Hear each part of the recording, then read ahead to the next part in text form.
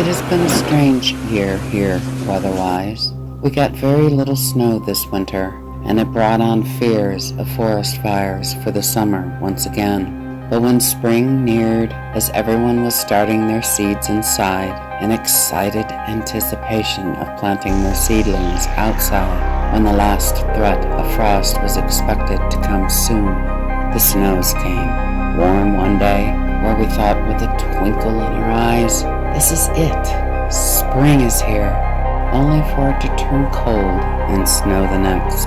People around me were anxious, depressed.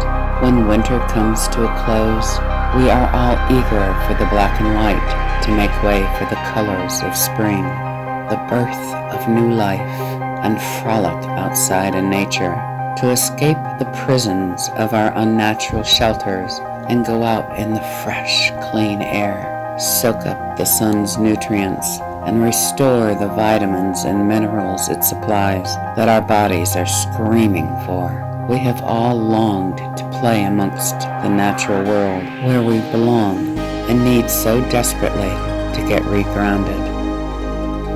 Summer is here, finally. The rivers are flowing, sweeping up all the debris along the path as the snow slowly melts from the mountain peaks. The sleeping, hungry bears are waking up from their long winter's rest. There is green everywhere, beautifully contrasting against the red and orange scattered throughout the mountains. Newly born babies abound.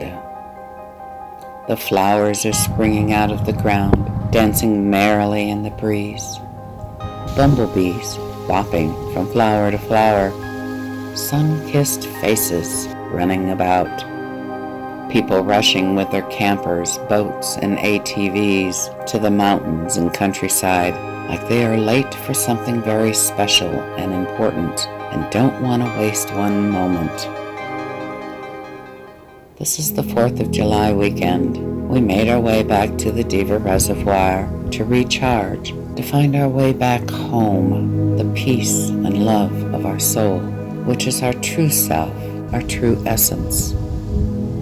For several years now, some loud, needy people of the world have been attempting to force themselves and their toxic desires and deranged fantasies on all the rest of us, more so than ever before, stealing our peace and well-being.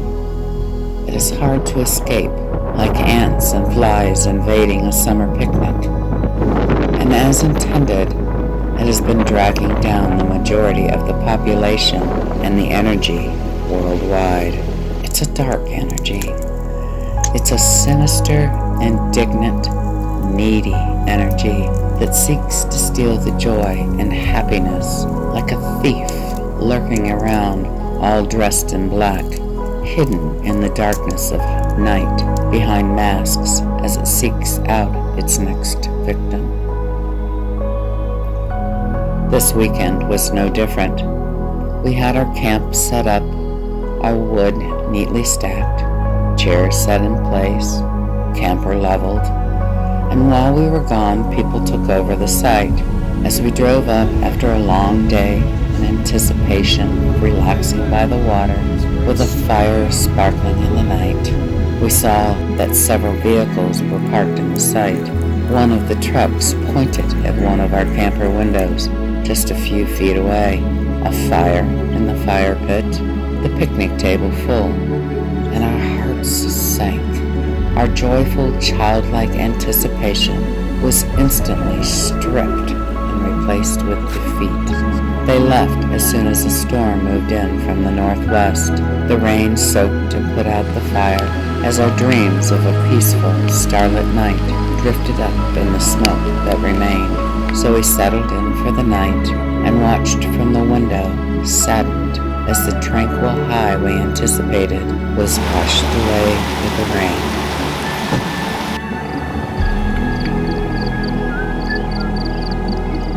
During the night, our dreams carried the tension away, and we woke up to a stillness and gorgeous sunrise, and only the sounds of nature, as all the others around the lake still lay nuzzled in their beds, not yet moving about. We built our fire for breakfast, watching the colors transform moment by moment in the sky as the sun rose over the mountaintop.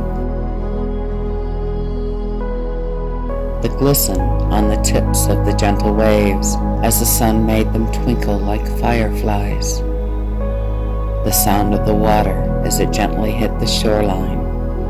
The magpie busily flying to and from its nest it had carefully built in the middle of a nearby tree, feeding its young safely nestled within it. But even though there were many places around the lake to have access to the water, as the day progressed and more people unapologetically came into our camp on and off throughout the day.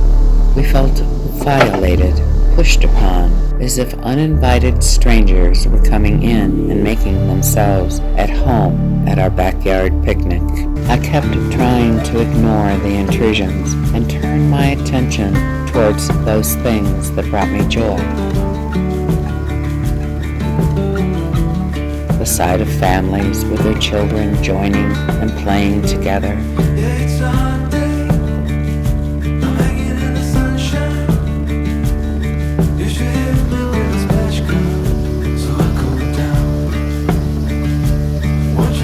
The children's cheerful laughter, and even the expected occasional squabbles, their mischievous dogs joining in the play.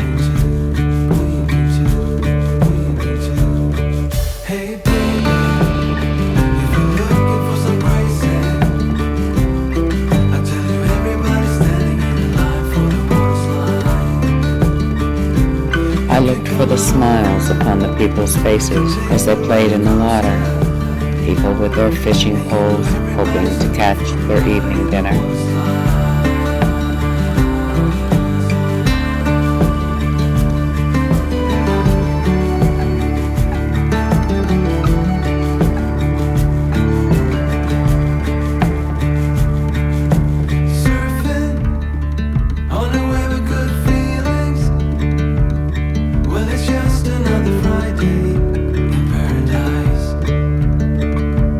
Those gliding gently on the water with their paddle boats and kayaks. Closing my eyes and listening to the birds, the insects, the sound of the water and breeze, and the feel of it stroking my body and rocking my hammock. I watched Dave busily doing what he does, soothing himself, meticulously placing items around the camp so everything would have its special place and aesthetically pleasing to his eye. And as evening began to near and the sun started to set, as the families were settling down for a relaxing night together, hide and seek, cooking hot dogs, marshmallows, the catch of the day, over the warmth of the burning embers, we built our fire looking forward to the ease of the daylight, gradually giving way to the night. The sparkle on the gentle waves to make way for the starlights. The sun leisurely falling below the horizon to allow for the moon to rise. Teens from across the lake played their music so loud, drowning out the birds' songs, the laughter and chatter, the sound of the soft breeze rustling through the leaves, the water lapping against the shore, pushing themselves upon all of us, infesting every campsite with their choice of music, disrupting the balance and stealing the contentment we all went there for. And so we left everything behind in a blaze of dust, 5 or 6 cars from other campsites filing in single file behind us. We allowed their energy to penetrate our own and repel us away. We were all seeking peace, serenity, nature, and they weren't having it, intrusively and intentionally pushing themselves on everyone else. We all have an invisible boundary around us that ebbs and flows depending on the nature of our relationship with others, our personal space.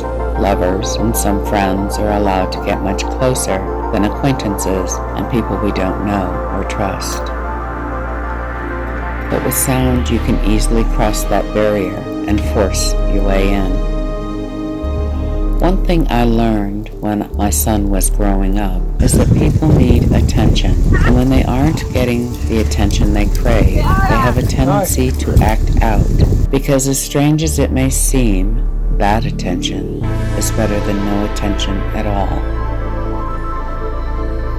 So in those times when he started acting out more than usual, I would take a day and give him my full attention, and it would always calm him back down.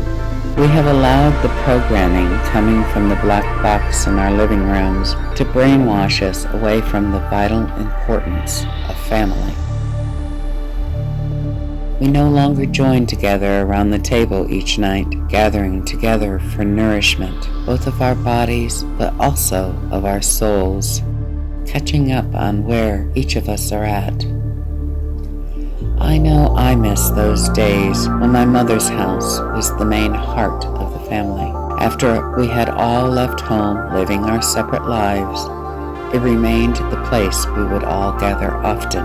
And now that we no longer do that, it leaves me with a sadness, feeling a little less secure, a little less safe.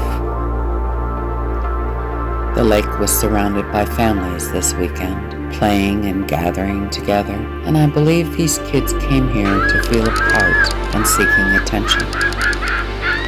That attention is better than no attention at all. Male, female? I want to thank y'all for stopping by. I'll see you soon.